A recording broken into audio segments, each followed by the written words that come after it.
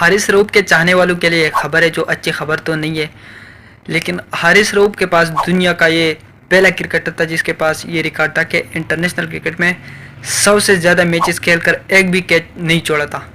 یہ پہلا کرکٹر تھا اور وہ بھی پاکستانی۔ لیکن اس سال 2025 میں نیوزی لینڈ کے خلاف لاہور میں ایک میچ کھیلا گیا جس میں ڈیرل میچل کے ایک شاٹ پر حارث رؤوف نے کیچ چھوڑ لیا تھا اور غالباً عباس افریدی بالنگ کر رہا تھا۔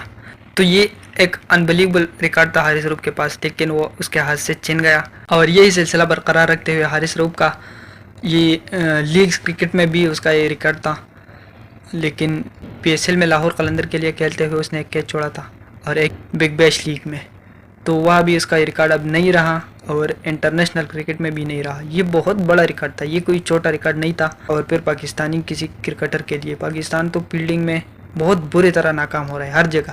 نیچے میں آپ کو تصویروں میں دکھاؤں گا بھی کہ کیسے کیچز اس نے پکڑے تھے، لیکن ریکارڈ جو تھا وہ اب حارث رؤوف کے پاس نہیں رہا۔